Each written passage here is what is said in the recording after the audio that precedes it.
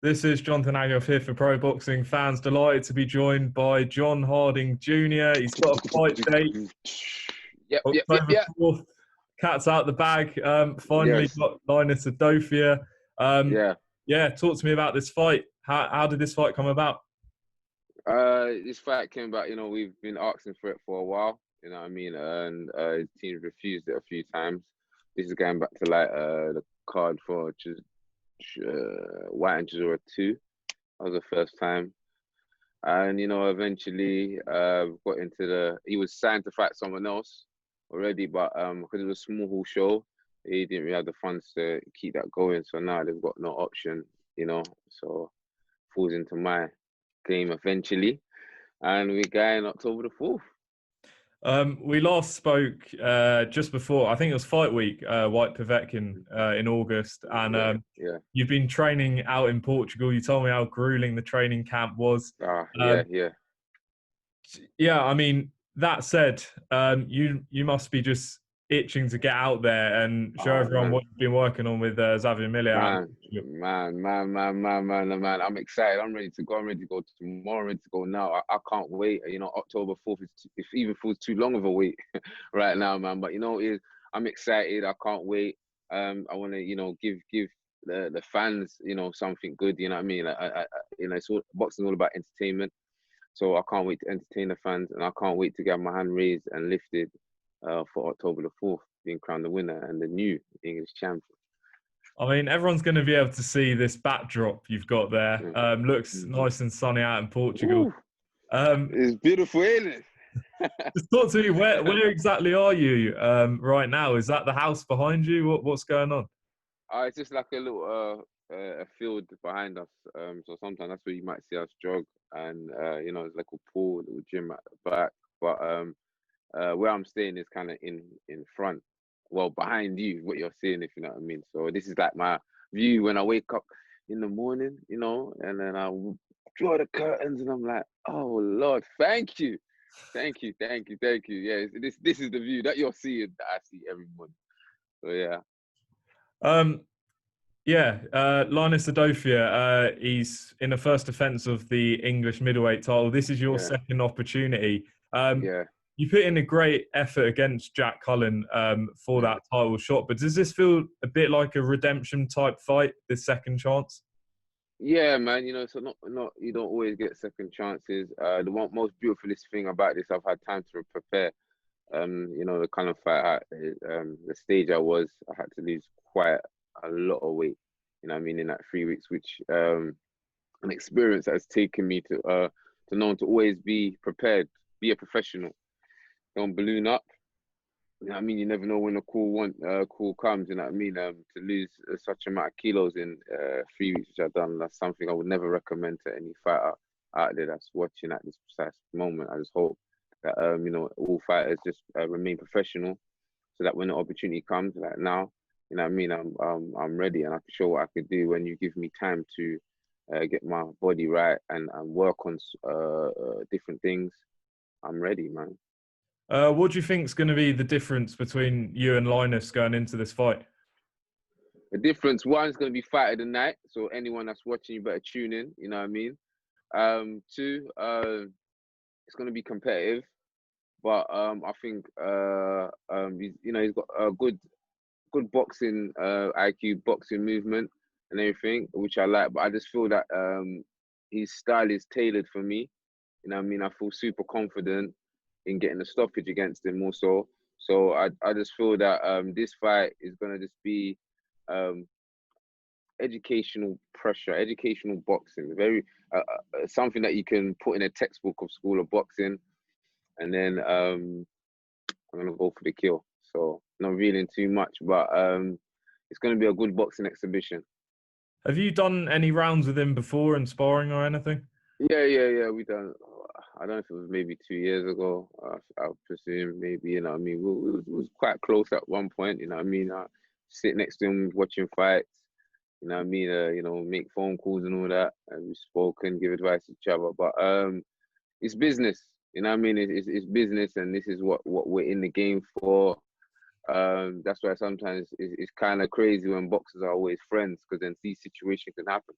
for me, you know, business, it comes first for me, and giving back to the fans that have been supporting me ever since, and been, you know, touched by my whole story coming through. You know, I'm doing this for me and doing this for them. I just also want to just show people that they can just, you know, they can change their life. Like no one can tell you you can't do something. Like if you believe in yourself, you know, you believe fully, go out there and do it. And that's what I really want people to see, want people to go and do when they, you know, see my achievement from this fight. Yeah, I mean, it's fair to say, I guess you've sort of won in life regardless of what happens in your boxing career. Just tell the viewers a bit, I know we've spoken about this before, just tell the viewers a bit about your journey and how you've got to this point where you're challenging again for the title. Oh man, how I've got to this point is just nothing but sheer determination. I'm a believer of the Most High God also, and believe in myself. And there's so much negativity I went through in life. You know, you know, grew up in the estate, you know, gang culture, you know, prison.